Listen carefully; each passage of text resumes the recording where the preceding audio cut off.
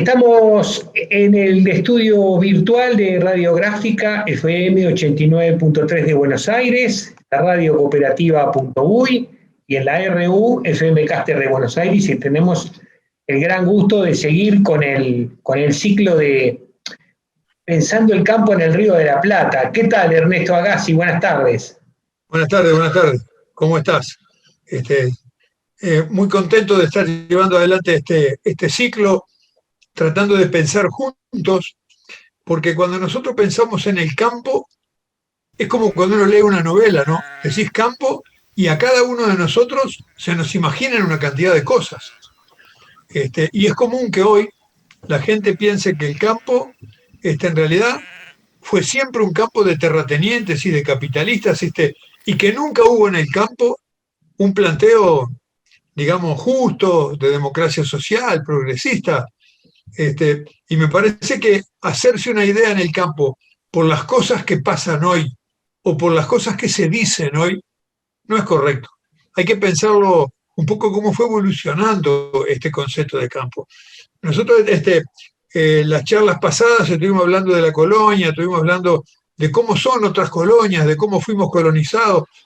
Vamos a entrar hoy un poco desde que se instaló el rey de España aquí y empezó a repartir tierra, un poco qué fue lo que pasó hasta que se construyó, digamos, el poder económico criollo.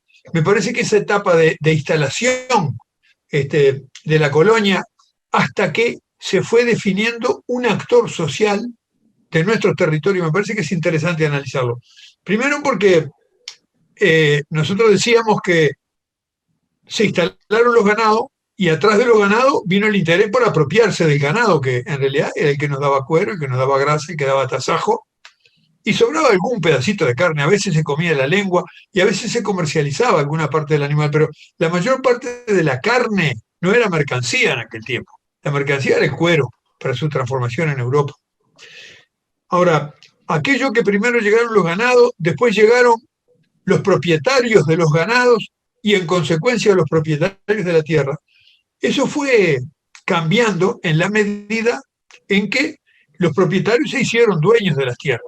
Algunos lo tuvieron por mercedes reales, o sea que por ocupar espacios el rey les concedía una parte de tierra, que eran grandes extensiones. Otra manera era cómo se asignaba la tierra en torno a los centros poblados. Otra manera era la compra de tierra, porque también habían compras de tierras realengas, o sea, al rey de España. Pero todo eso conformaba, al principio de las vaquerías, un gran desorden, porque había muchísimos animales, millones de animales, pero también había ganado cimarrón, ¿no? También había bueyes, y también habían baguales, y también habían caballos, y habían mulas. Era todo un gran entrevero aquello, era un desorden, ¿no? Además, estaba participando también el rey de Portugal. Recordemos que en realidad Portugal tenía intención de construir algo acá, una nación. Ahora, en aquel tiempo no había caminos, en aquel tiempo no había cómo llegar al puerto, ¿no? Brasil quería formar una nación también aquí. Recordemos que estaba discutido cuál era el límite entre España y Portugal. El Papa lo había resuelto en el Tratado de Tordesillas, pero igual habían intereses distintos. Y en aquel marco de cosas se formó, cuando todavía éramos reino de España, los hacendados querían la propiedad de la tierra para tener los ganados. Se formó en 1791 una junta para la defensa de los vecinos. En realidad eran hacendados los vecinos. Quiero decir, eran dueños de ganado, para lo cual tenían tierra, ¿no? En realidad la primera junta de vecinos que se formó en la banda oriental, por lo menos, fueron 30 hacendados. Mirá que para todo el territorio que había, 30 era un número muy reducido, porque las extensiones eran muy grandes y estaban delimitadas por accidentes naturales. Eran por ríos, eran por arroyos, eran por quebradas. Ahora, esos 30 hacendados, ¿en qué estaban interesados? Estaban interesados en la propiedad de los ganados, desde luego, en la identificación de los ganados. Después vamos a ver un poco cómo fue esto de las marcas del ganado para identificarlo. Estaban también interesados en regularizar la propiedad de las tierras, ¿no? Porque en realidad de todo esto es que salían los cueros, que era lo que se comercializaba. Pero todo esto era muy complicado. Yo quiero poner un ejemplo, porque hubo un caso que sucedió a partir de una denuncia. O sea, una persona importante que tenía un cargo podía hacer una denuncia frente a las autoridades reales. Denunciaba un campo y él se manifestaba interesado en tenerlo. En este caso el denunciante fue Bruno Muñoz y los campos eran por allá cerca de Cebollatí. Ahora, fíjate que primero él tenía que presentarse con un juez subdelegado de tierras, que era quien lo representaba a él en este enjundioso problema de la denuncia. Mirá cómo era la denuncia. Primero, tenía que presentarlo frente al administrador principal de la Real Renta de Correos y juez para la venta y composición de las tierras. Así se llamaba el cargo. Mirá lo que era la burocracia en aquel tiempo, ¿no? Y entonces esta persona que recibía la denuncia tenía que organizar una almoneda. O sea, era un remate donde el denunciante hacía una propuesta. Ahora, ¿cómo se hacía el remate? Había que poner un pregonero. El pregonero era un oficio, era un pregonero real, que durante 3 días anduviera por ahí diciendo que se iba a hacer una almoneda de tierras, ¿no? Fíjate que esto era larguísimo. Incluso el tercer día se recibieron las propuestas. Todo está en actas, las actas son interminables, ¿no? Y como llegó la noche lo suspendieron para seguir al otro día. Bueno, al fin y al cabo se le asignó. Este señor ofrecía 2.125 pesos por una superficie que eran 125.000 hectáreas. Era una cosa impresionante y la suma era ridícula. Pero yo lo que quiero decir con todo este ejemplo largo es que la burocracia no la inventamos nosotros en el Río de la Plata. Estaba lleno de cargos, de escribanos reales, de gente que tenía que firmar papeles. Todo quedó escrito, el precio. Fíjate que esto era un problema muy grande, porque ¿quién podía hacer esto? Solo gente importante que tuviera cargo y que tuviera recursos, ¿no?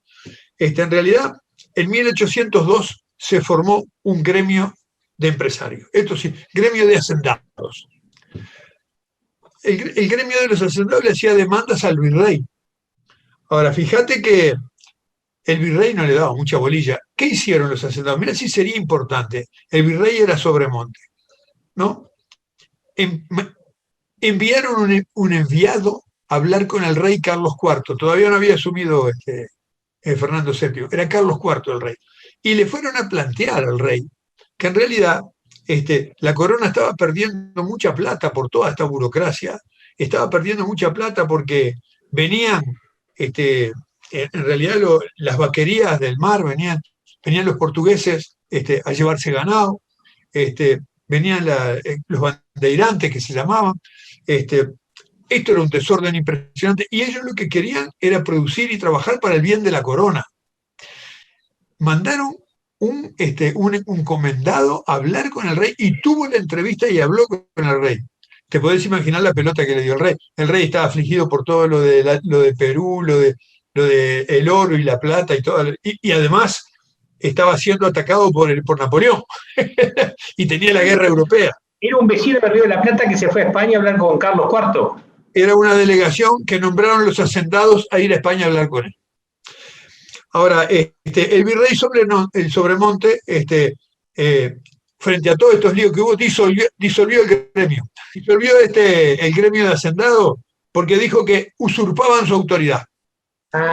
Y creó en Buenos Aires toda una zona de pequeñas estancias que se le daba a los pobres para poblar con gente y evitar que vinieran los indios, que vinieran los saqueadores, que vinieran los ladrones. Pero para hacer eso, para financiar esa división de la tierra en pequeñas estancias para los pobres, eran para los pobres pequeñas en aquel tiempo, eran grandísimas, pero en realidad rodeó la ciudad con eso. Eso había que financiarlo. y para eso obligó a contribuciones. Mirá las contribuciones que obligó el virrey Sobremonte. Primero, era para la matanza de los perros. Había perros cimarrones que eran un peligro. Después era para los gastos administrativos. Y después era para construir una catedral y hacer un hospital. O sea que justificó las contribuciones en las necesidades de construcción que tenía el virreinato. ¿Tendrá algún parecido con las cosas que suceden hoy en nuestros territorios? Pero esto tenía tanta importancia. Mirá que yo voy a poner otro ejemplo concreto. Salieron en 1790 del Río de la Plata 432.000 cueros que habían sido cuereados y estaqueados y secados, 432.000 cueros en un convoy de 25 barcos a Cádiz. En Cádiz se recibían los barcos y había unos almacenes muy grandes, incluso no alcanzaban los almacenes muchas veces para los cueros, los tenían que dejar afuera. El cuero es un elemento vivo, muy delicado, si agarra mucha humedad se echa a perder. Pero el negocio era muy importante. Cada cuero de esto tenía un cierto valor, se comercializaba, se cobraban, se vendían, y estos cueros eran transformados después en Europa en todas las cosas con cuero que se hacen. Te pregunto, Ernesto, ¿estos cueros iban secos o todavía salado no había? No, todavía no había salado, se faenaba el animal, se le limpiaba la grasa y se estaqueaba al aire libre. Y después de un tiempo donde se secaba, se llevaban todos y se guardaban en galpones o en lugares protegidos para que no se humedezcan. Y así secos, quedan como una plancha dura, los llevaban en carretas al puerto y lo cargaban en barcos. Pero imagínate que cargaron un convoy de 25 barcos, todos llenos de cuero. La riqueza y eso ya sea la actividad productiva, los dueños de los campos y después los comerciantes, los que compraban y vendían y hacían los negocios, se fue creando un patriciado criollo. O sea, los patricios era una clase alta, ¿no? Era una clase culta, porque esto de patricio viene de los patricios romanos. O sea, tenía una importancia en la organización de la sociedad, ¿no? Y esto tuvo mucha importancia, este sector criollo, porque en realidad estos eran descendientes de españoles, pero tenían los dueños, tenían los apellidos de los dueños de las grandes mercedes de tierra, y eran los propietarios de las grandes superficies y del comercio de exportación y también del comercio de importación que empezaba a darse en aquel. Yo con esto quiero decir que en realidad de las suertes de estancia hasta que se formó este patriciado, hubo un periodo de tiempo que tuvo una gran importancia económica, donde en realidad el campo jugó un papel importante, porque ¿qué era el campo en esta época? Era mucho campo con ganado. No había nada de agricultura, salvo alguna pequeña cosa para el autoabastecimiento. Había muy poca gente, había un puerto y después había cueros, grasa, tasajo y charque. Esa era la importancia que tenía el campo, y tenía una importancia económica y tenía una importancia social. Yo quiero recortar esta parte de la historia entre el nacimiento de las suertes de estancia y la formación del patriciado, porque esto después va a cambiar cualitativamente cuando vengan los movimientos independentistas y la revolución en la banda oriental. Esto que yo estoy describiendo era igual del lado de acá del río Uruguay, del lado de acá del río Paraná y del lado de allá.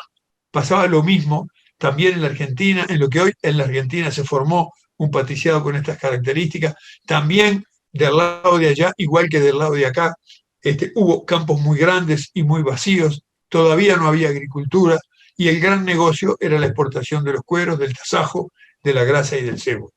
Yo lo cerraría por acá en este periodo histórico que termina con las movilizaciones independentistas a partir de 1800.